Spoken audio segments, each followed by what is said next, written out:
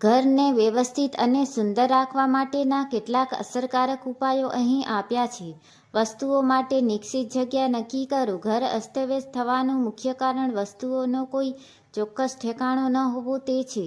દરેક વસ્તુ જેમ કે ચાવી, રિમોટ, પુસ્તકો, કપડાં માટે એક ચોક્કસ જગ્યા નક્કી કરો. વસ્તુ વાપર્યા પછી તેને તરત જ તેની જગ્યાએ પાછી મૂકવાની આદત પાડો.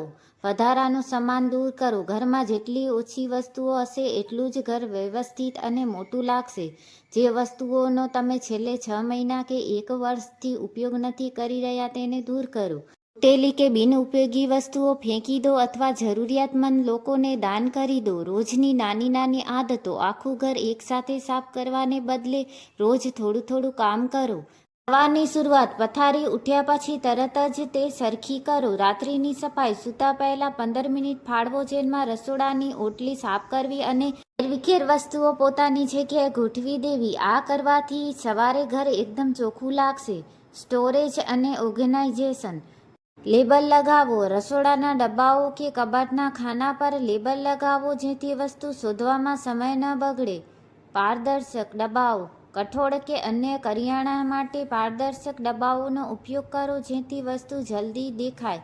Vertical storage. જો ઘર નાનું હોય તો દિવાલ પર શેલ્ફ લગાવો જેથી નીચેની જગ્યા ખાલી રહે. પરિવારના સભ્યોની મદદ લો. ઘરને વ્યવસ્થિત રાખવાની જવાબદારી ફક્ત એક વ્યક્તિની જ નથી. દરેક સભ્યને પોતાની વસ્તુઓ સાચવવાની જવાબદારી આપો.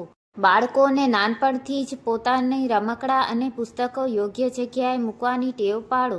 મિનિમલિઝમ. ઘરમાં વધુ પડતા શોપીસ કે ભારે સામાન રાખવાનું ટાળો. ઘરમાં હવાની અવરજવર અને પ્રકાશ રહે તેવી વ્યવસ્થા કરો જેનાથી ઘર તાજગીભર્યું લાગશે. યાદ રાખો, ઘરને વ્યવસ્થિત રાખવું એ એક દિવસનું કામ નથી પણ એક નિયમિત આદત છે. તમે જેટલું ઓછું સામાન ભેગું કરશો એટલું જ તમારું મન અને ઘર બંને શાંત અને વ્યવસ્થિત રહેશે. જ્યારે પણ તમે ઘરમાં કોઈ નવી વસ્તુ લાવો જેમ કે કપડાં, વાસણ કે સુશોભનની વસ્તુ ત્યારે તેટલી જ અથવા તેની જેવી જૂની એક વસ્તુ ઘરની બહાર કાઢો. આનાથી ઘરમાં ક્યારેય સામાનનો ભરાવો થશે નહીં. બાસ્કેટ અથવા ટ્રેનો ઉપયોગ કરો. ઘણીવાર નાની નાની વસ્તુઓ ટેબલ કે સોફા પર વેરવિખેર રહે છે. Collection basket. લિવિંગ રૂમમાં એક સુંદર બાસ્કેટ રાખો જેમાં આખા દિવસ દરમિયાન આમ તેમ પડેલી વસ્તુ ભેગી કરો અને દિવસના અંતે તેને યોગ્ય જગ્યાએ મૂકી દો. ટ્રે. ચાવીઓ, વોલેટ અથવા પત્રો રાખવા માટે પ્રવેશદ્વાર પાસે એક નાની ટ્રે મૂકો. ટેબલ અને વાયરને મેનેજ કરો. ટીવી, કોમ્પ્યુટર કે મોબાઈલ ચાર્જરના ગૂંચવાયેલા વાયરો ઘરને ખૂબ જ અસ્તવ્યસ્ત દેખાડે છે. વાયરને બાંધવા માટે કેબલ ટાય અથવા વેલ્ક્રો પટ્ટીનો ઉપયોગ કરો. વાયર છુપાવવા માટે કેબલ બોક્સનો ઉપયોગ કરો. ઝોનિંગ પદ્ધતિ. દરેક રૂમને તેના ઉપયોગ પ્રમાણે ઝોનમાં વહેંચો. Study zone. જ્યાં માત્ર ભણવાની કે ઓફિસની જ વસ્તુઓ હોય. Relaxation zone. જ્યાં બિનજરૂરી વસ્તુઓ ન હોય. જ્યારે દરેક વિસ્તારનું કામ નક્કી હોય ત્યારે ત્યાં વેરવિખેર થવાની શક્યતા ઘટી જાય છે. કબાટની અંદર ઓર્ગેનાઇઝર્સનો ઉપયોગ. કબાટમાં કપડાના થપ્પા પાડવાને બદલે ડિવાઇડર્સનો ઉપયોગ કરો. દરેક ખાના માટે અલગ બોક્સ રાખો જેથી ટી-શર્ટ, મોજા કે રૂમાલ મિક્સ ન થાય. ડિજિટલ ક્લટર ઘટાડો. ઘરની સાથે સાથે તમારું મન પણ વ્યવસ્થિત રહે તે જરૂરી છે. કાગળોના ઢગલા કરવાને બદલે મહત્વના દસ્તાવેજો સોફ્ટ કોપી બનાવી લો અને હાર્ડ કોપી ફાઇલમાં વ્યવસ્થિત મૂકો. બિનજરૂરી મેગેઝિન કે જૂના છાપા તરત જ રદ્દીમાં આપી દો. 2 મિનિટ રૂલ. જો કોઈ કામ કરવામાં 2 મિનિટ કે તેથી ઓછો સમય લાગે તેમ હોય જેમ કે કોફીનો કપ ધોઈ નાખવા, છાપું તેની જગ્યાએ મૂકવું કે જૂતા રેક પર મૂકવા તો તેને તરત જ કરી લો. તેને પછી માટે બાકી ન રાખો. સિઝનલ સફાઈ. દર 3-4 મહિને એકવાર આખા ઘરની એવી વસ્તુઓ ચેક કરો જે તમે વાપરતા નથી. ઋતુ બદલાય ત્યારે કપડાં અને પથારી બદલતી વખતે આ કામ સરળતાથી કરી શકાય છે. Pro tip. સફાઈ કે ગોઠવણી કરતી વખતે તમારું મનપસંદ સંગીત કે પોડકાસ્ટ સાંભળો. આનાથી કામ બોજારૂપ લાગવાને બદલે મનોરંજક બની જશે. દૃશ્યમાન ક્લટર દૂર કરો. ઘણીવાર વસ્તુઓ તો વ્યવસ્થિત હોય છે પણ તે બહાર દેખાતી હોવાથી ઘર ભરેલું લાગે છે. બંધ કેબિનેટ્સ. શક્ય હોય તો ઓપન શેલ્ફને બદલે દરવાજાવાળા કબાટનો ઉપયોગ કરો. વસ્તુઓ અંદર હશે તો બહારથી ઘર એકદમ ચોખ્ખું દેખાશે. Matching container. રસોડામાં કે બાથરૂમમાં અલગ અલગ રંગના ડબ્બા રાખવાને બદલે એક જ કલર કે ડિઝાઇનના સેટ વાપરો. આનાથી તે વિસ્તાર એકદમ પ્રોફેશનલ અને શાંત લાગશે. ડ્રોઅર ઓર્ગેનાઇઝર્સનો જાદુ. ડ્રોઅરની અંદર વસ્તુઓ આમ તેમ ફેલાઈ જતી હોય છે.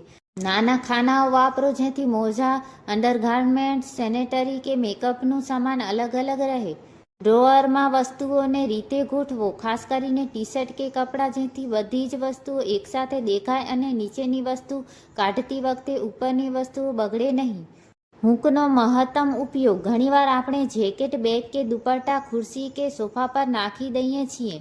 દરવાજાની પાછળ અથવા દિવાલ પર હૂક લગાવો. રોજ વાપરતી વસ્તુઓ ત્યાં લટકાવી દેવી જેથી તે જમીન કે ફર્નિચર પર ન પડે. One time home making system. સફાઈ કીટ. એક નાની બાસ્કેટમાં ઘર સાફ કરવાના બધા સાધનો, કપડાં, સ્પ્રે, બ્રશ રાખો અને તેને સાથે લઈને ફરો. આનાથી વારંવાર લેવા જવાનો સમય બચશે. Downloading points. ઘરમાં એક એવી જગ્યા નક્કી કરો જેમ કે હોલનું ટેબલ જ્યાં બહારથી આવતા પેકેટ પોસ્ટ કે કુરિયર પહેલાં મૂકવામાં આવે. ત્યાંથી તેને તરત જ ખોલીને યોગ્ય જગ્યાએ ગોઠવી દેવા. કબાટમાં જગ્યા કેવી રીતે વધારવી. Table hanger. જો કબાટમાં જગ્યા ઓછી હોય તો એક હેંગરની નીચે બીજું હેંગર ભરાવી શકાય તેવી ક્લિપ્સનો ઉપયોગ કરો. Seasonal storage. જે કપડાં અત્યારે નથી પહેરવાના તેને વેક્યુમ બેગમાં મૂકીને ઉપરના ખાના કે પલંગની નીચે મૂકી દો. મનોવૈજ્ઞાનિક અભિગમ. ધ મિનિટ ઓફ મેસ. જ્યારે પણ તમે કોઈ કામ પૂરું કરો ત્યારે પોતાની જાતને પૂછો, શું આ વસ્તુ અત્યારે તેની સાચી જગ્યાએ છે? જવાબ ના હોય તો તેને મૂકવામાં ફક્ત 5-10 સેકન્ડ લાગે છે. આ નાની સેકન્ડો જ તમારા ઘરને આખા અઠવાડિયા સુધી વ્યવસ્થિત રાખશે. Central holding area. ઘણીવાર આપણે બહારથી આવીને ચાવી, ચશ્મા, પાકીટ કે કુરિયરના પેકેટ્સ ઘરના ગમે તે ખૂણે મૂકી દઈએ છીએ. ઉપાય. ઘરના મુખ્ય દરવાજા પાસે એક નાનું ટેબલ અથવા વોલ માઉન્ટેડ કી રેક બનાવો. આ એક જ જગ્યાએ બધું મૂકવાની આદત પાડશો તો વસ્તુઓ શોધવાનો સમય બચશે. બાસ્કેટ સિસ્ટમનો ઉપયોગ. ઘરમાં અસ્તવ્યસ્ત સામાનને છુપાવવાનો આ સૌથી સહેલો રસ્તો છે. દરેક રૂમમાં એક સુંદર બાસ્કેટ રાખો. જ્યારે પણ કોઈ વસ્તુ વેરવિખેર દેખાય ત્યારે તેને બાસ્કેટમાં મૂકી દો. જ્યારે સમય મળે ત્યારે બાસ્કેટમાંથી બધી વસ્તુઓ એકસાથે કાઢીને યોગ્ય જગ્યાએ ગોઠવી દો.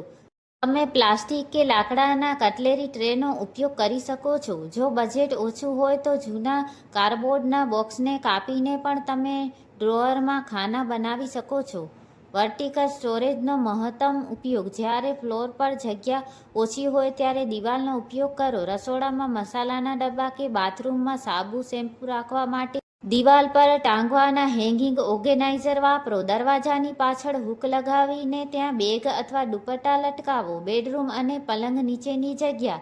જે સામાનનો રોજ ઉપયોગ નથી થતો જેમ કે વધારાના ગોદડા, શિયાળાના કપડાં કે ટ્રાવેલ બેગ તેને પલંગની નીચે રહેલા ડ્રોઅરમાં અથવા મોટા બોક્સમાં મૂકો. તેનાથી રૂમમાં ભીડ ઓછી લાગશે. પેપરવર્ક. કાગળનું મેનેજમેન્ટ. ઘણીવાર બિલ, ઓફિસના કાગળ કે સ્કૂલના નોટિસ વેરવિખેર પડ્યા હોય છે. એક ફાઇલ હોલ્ડર અથવા ડોક્યુમેન્ટ્સ ઓર્ગેનાઇઝર રાખો. જેવું કોઈ બિલ કે કાગળ આવે તેને તરત જ ફાઇલમાં મૂકી દો. જેની જરૂર ન હોય તેને તરત જ રદ્દીમાં આપી દો. સફાઈ માટેના સાધનોની ગોઠવણી. સાફ સફાઈનું ઝાડુ કે પોતું ખુલ્લેઆમ દેખાય તો ઘર ગંદુ લાગે છે. તેને બાલ્કનીના એક ખૂણે અથવા વોશિંગ એરિયામાં એક નાની જાળી કે હેંગર લગાવીને વ્યવસ્થિત રીતે લટકાવી દો.